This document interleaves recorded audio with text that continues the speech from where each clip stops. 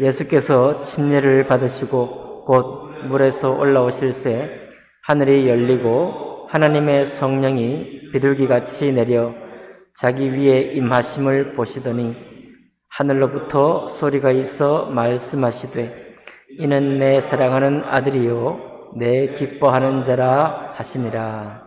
아멘.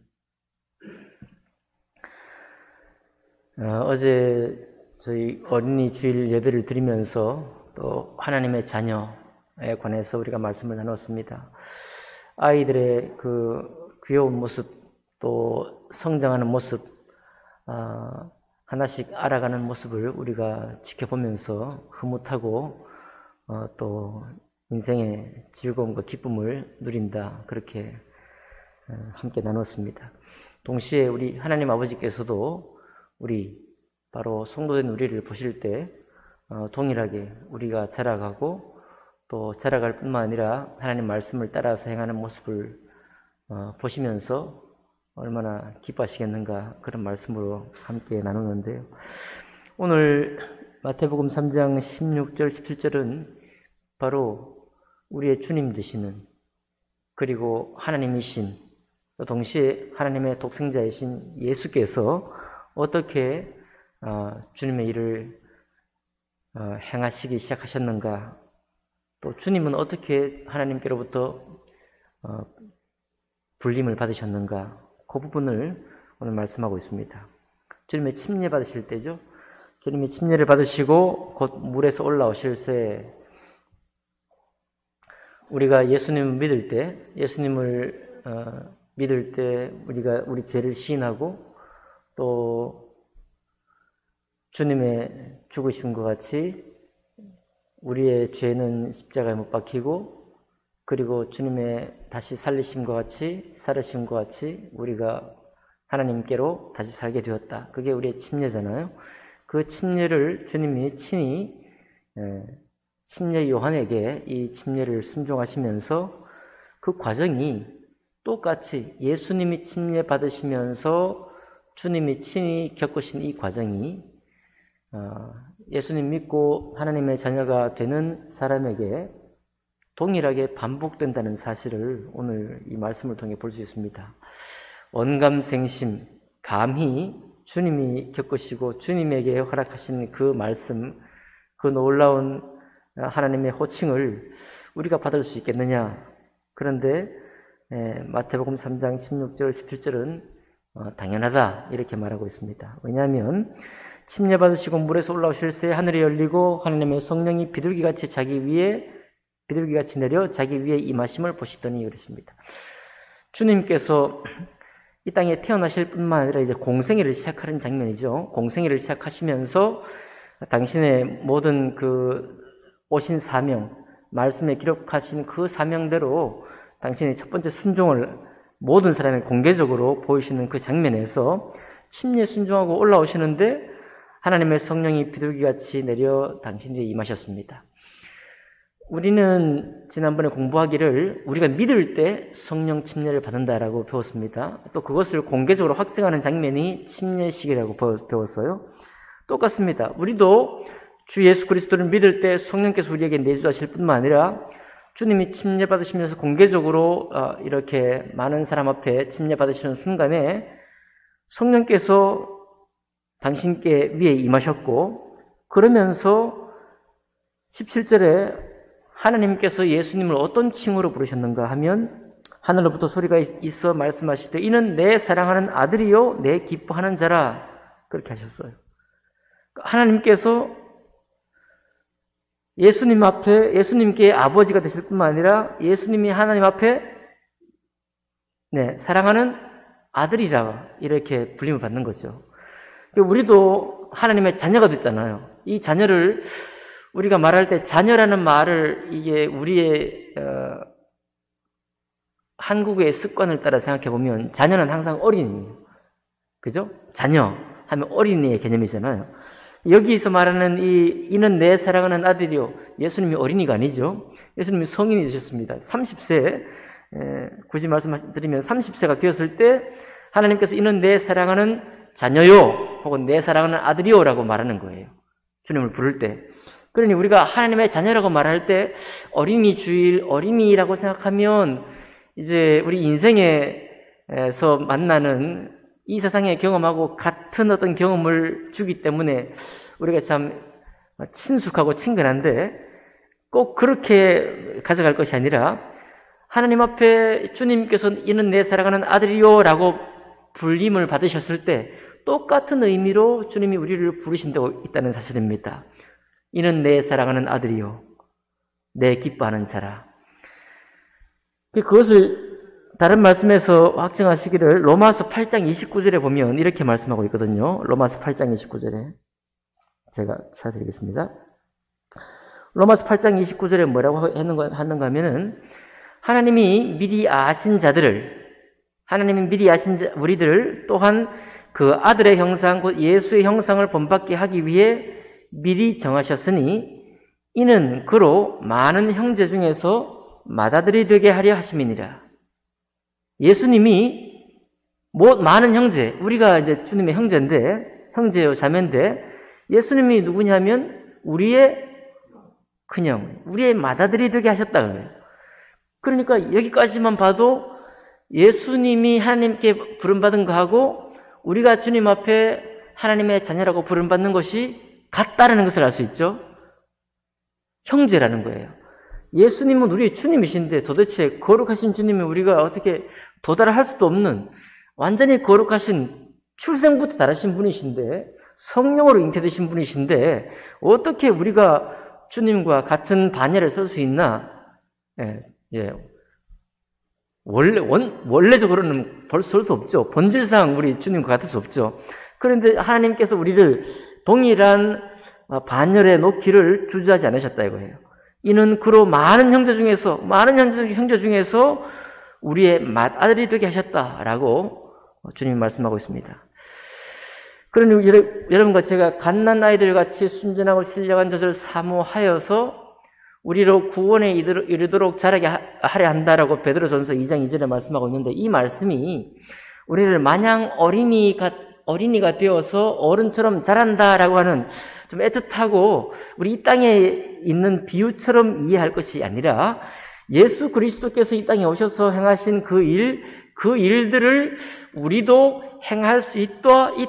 우리도 행하는 사람으로 주님이 우리를 구원하셨다라고 오늘 이 말씀이 우리에게 말씀하고 있는 것입니다. 히브리서 2장 11절은 또 다른 말씀을 주고 있는데요. 제가 오늘 말씀 보겠습니다. 히브리서 2장 11절에는 이렇게 말씀하고 있습니다. 2장 11절에 거룩하게 하시는 이와 거룩하게 함을 입은 자들이 다 한 근원에서 난지라. 그러므로 형제라 부르시기를 부끄러워하지 아니하시고 라고 말했습니다. 우리를 거룩하게 하시는 이가 예수님이셔요. 거룩하게 함을 입은 자들은 우리입니다. 그죠? 예수님이 우리를 거룩하게 하시고 거룩하게 함을 입은 자들이 우리인데 이 둘이 다 하나의 근원에서 났다라고 말하는 거예요. 주님은 성령으로 잉태되셨고 우리는 부모님에게서 잉태되어서 나중에 하나님의 은혜로 천국의 자녀가 되도록 천국에 들어갈 수 있도록 우리를 구원하신 분이신데 거룩하게 하시는 예수님과 거룩하게 함을 입은 우리가 다 하나의 근원에서 났다는 겁니다. 아버지 하나님의 한 근원, 성령의 한 근원에서 나서 그러므로 형제라 부르시기를 부끄러워하지 아니하셨다라고 놀라운 말씀을 우리에게 주는 것입니다.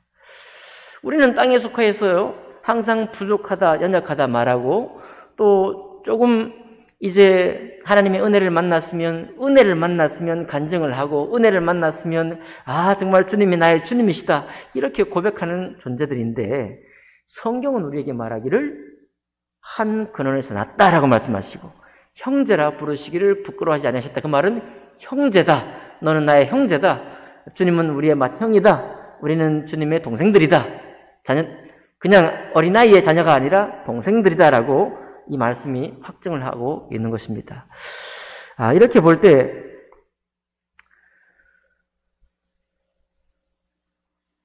주님께서 우리에게 맡기신 우리를 부르신 혹은 우리를 구원하신 이 인생의 삶이라는 것이 신앙의 삶이라는 것이 얼마나 놀라운 것이냐 얼마나 기이한 것이냐 또 동시에 얼마나 대단한 그런 부름으로 우리가 부름을 입었는가라고 우리가 생각해 볼 수 있습니다.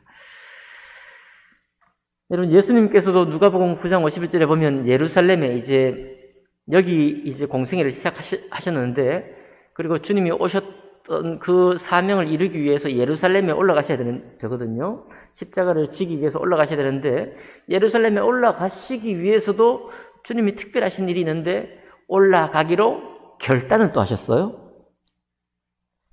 예수님에게는 자연스러운 일 같은데, 아니 당연히 오신 일이고 당연히 그 일을 위해 오셨으니까 뭔 작정이 필요하고 뭔 결심이 필요할까? 그런데 누가는 그렇게 기록하지 않고 주님도 예루살렘에 올라가기로 결심하셨다라고 말하고 있습니다.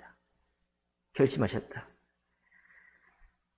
그것만이 아니라 예수님이 12살 되던 해에 8살, 12살 되는 해까지 예수님 어떻게 하셨죠? 말씀을 배우고 랍비들과 함께 서로 문답을 하면서 그 지혜와 키가 자라갔다. 그러니까 주님도 이 땅에 오셔서 우리와 똑같이 하나님의 거룩한 말씀을 읽고 배우면서 하나님을 알고 하나님의 뜻을 아는 지혜를 점점 더 자라가는 삶을 살았다. 그러면서 마지막 예루살렘에 올라가시기로도 굳게 결심하시고 올라가셨다라고 말씀하고 있습니다.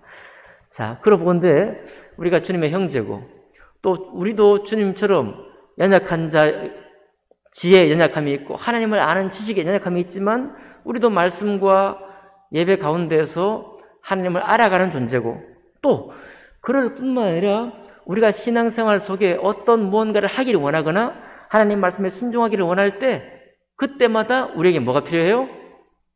결심이 필요합니다. 근데 그 결심을 누가 도와주시나요? 우리 성령 하나님께서, 또 우리에게 계시는 예수 그리스도의 영께서 우리를 도우신다는 거예요. 조건이 똑같은 것입니다. 주님도 성령께서 그 위에 임하셔서 항상 그 심령 안에 하나님의 영께서 거하시고 동행하셔서 주님의 일을 이루셨고, 이 땅에 주 예수로부터 구원받은 우리도 성령께서 우리를 함께 동행하고 계시고, 우리에게 말씀을 받은 사람은 신이라 라고 요한복음에 말씀했거든요. 시편에 있는 말씀을 인용해서 하나님 말씀을 받은 사람은 신이라 했던 그 말씀을 쫓아서 우리 또한 그런 생애를 살도록 주님이 우리를 부르셨다라고 말씀은 우리를 부르고 있고 그런 이름으로 칭하고 있다는 것입니다. 이게 부담이 되는 것인지 아니면 뿌듯하고 또 너무나 자랑스러운 것인지 우리가 한번 생각해 볼 수 있겠습니다. 그러니까 우리가 예배를 드리면서 하나님 말씀을 배워가면서 무엇인가 올해 어떤 결심을 하고 결단을 하고 또 어떤 결정을 할 때 우리의 결정과 또 우리의 말씀을 향한 도전, 이런 수고, 이런 것들이 과연 참으로 성령께서 동행하시고 함께 하시는 그런 결정이요, 그런 결단이며 또 그와 같이 되는 것이 마땅하구나, 이런 것을 우리가 알 수 있습니다. 이 세상에서는 우리가 종종 제가 말씀드리지만 이순신 같은 장군도 하나님의 말씀과는 상관없이 민족과 나라를 위해 수고했던 분도 그 선한 뜻을 오해를 받고 또 오해만 받는 게 아니라 모든 계급장을 다 떼고 완전히 그 계급 없는 사람으로 감옥살이도 하고 백의종군도까지 하게 되는 많은 사람들의 지탄까지 받았습니다. 그 뜻은 우리가 볼 때, 우리가 이미 알고 있는 사람으로 볼 때는 너무나 순전하고 구분 아니었으면은 우리가 이 민족이 이렇게 있기 어려운 정도로 혁혁한 공로를 세웠는데 말이죠. 세상의 일을 하는 것 가운데서도 오해를 받고 억울한 일이 많은데 하나님의 일을 우리가 한다고 생각해 볼 때, 우리가 하나님의 일을 위해 헌신한다고 해볼 때 그때 그 사람이 받는 오해와 그 사람이 받는 억울함이 이미 예비가 되어 있는 것이죠. 이미 우리 앞에 놓여 있는 것입니다. 그러니까 이것을 우리가 피하려고 때로는 우리가 어린 마음으로 피하고자 하고 그리려 안 가려고 하는 마음이 있어서 그렇지, 사실은 이런 것들이 하나님께서 우리를 형제라 부르시고 우리를 하나님의 아들이라 칭해 주시고 우리를 신이라고 또 말씀하시면서 성령이 동행하신다고 축복하시고, 그리고 거룩하게 하시는 이와 거룩하게 함을 입은 자들이 한 근원에서 났다고 떳떳이 밝히신 이 사실을 우리가 기쁨으로 받아들인다고 한다면, 하나님 말씀을 위해 사는 것, 하나님 말씀을 위해 받는 어떤 어려움들은 이 당연히 우리에게 있는 것이구나. 그리고 이것을 헤쳐나가고 돌파해 나가는데 오직 나의 힘만으로 나가는 게 아니라 성령 하나님의 도우심과 함께 동행하면서 나아가는구나 라는 것을 우리가 기억해 볼 수 있겠습니다.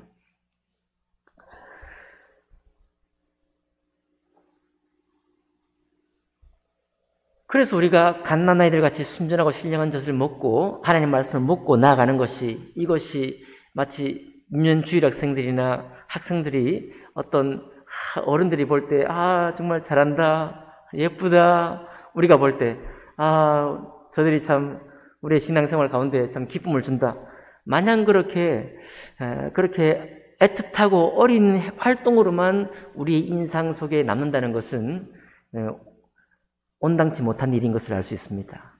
이것이 우리가 암송을 하고 찬양을 하고 특송을 하고 예배를 하고 하나님 말씀을 하나씩 배워간다는 건 놀라운 일입니다.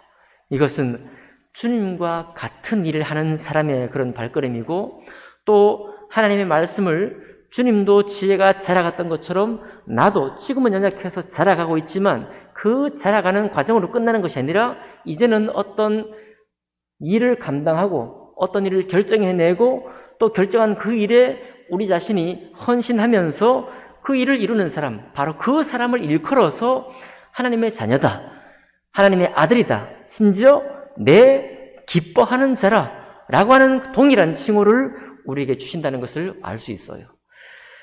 여러분, 이 아침에 우리 5월 특별히 가정의 달에 우리가 가정을 위해 축복하고 가정의 모든 관계들, 부부의 관계, 자녀의 관계, 부모의 관계, 또 온 교회 식구들의 관계를 축복하는 그런 한 달을 맞이하게 되었습니다.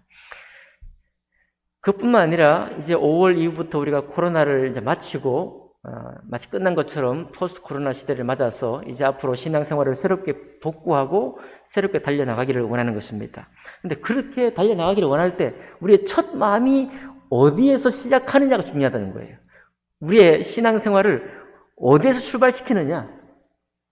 주님과 우리를 한 근원에서 났다고 하는 이 놀라운 축복의 말씀이자 하나님의 선언하신 이 말씀으로부터 우리가 시작하자, 그런 말씀입니다. 주님과 우리가 한 근원이다 이거예요. 우리가 하나님 말씀을 받았기 때문에 신이라고 했던 그 말씀에서 시작하자라는 것입니다. 이는 내 사랑하는 아들이요 내 기뻐하는 자라고 했던 그 말씀으로 우리 자신의 정체를 동일시하고 주님과 동일시하고 그렇게 나아가자라고 말씀을 드리고 싶습니다. 그럴 때 우리의 마음 자세가 달라지는 거예요. 우리가 신앙생활하는 모습 자체가, 출발선 자체가 새로워지는 것을 알 수 있습니다. 아마도 그렇게 할 때 주님께서 우리를 구원하셨던 그 구원의 뜻, 우리를 하나님의 자녀가 되고 천국에 들어갈 뿐만 아니라 천국에서 큰 자가 된다고 했던 그 축복의 말이 나의 말씀이, 진실로 나의 말씀이 되는 그런 시작이라는 것을 우리가 알 수 있습니다. 어떻습니까? 오늘 이 아침에 그 말씀을 받기로 한번 작정해 보지 않겠습니까? 우리가 이제 어린 신앙이 아니라, 이제는 우리가 자녀된 신앙이 아니라, 아이들을 보면서 기뻐하는 그런 신앙이 아니라, 우리를 보실 때 우리 스스로가 참 대견하고 예루살렘에 올라가기로 작정했던 주님과 같이 우리도 작정하고 굳게 결심하면서 하나님 말씀을 이루어가는 여러분과 제 삶이 되기를 원합니다.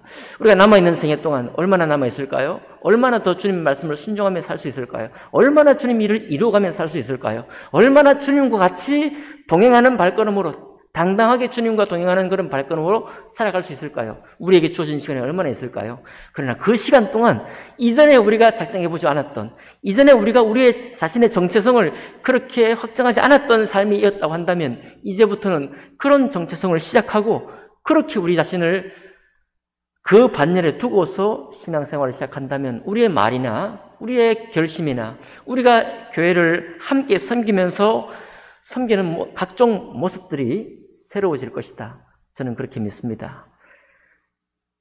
이 아침에 새벽을 깨우신 우리 집사님, 우리 성도님들, 저와 함께 이 말씀을 받으면서 새로운 신앙의 비전을 시작해보지 않겠습니까? 기도하겠습니다.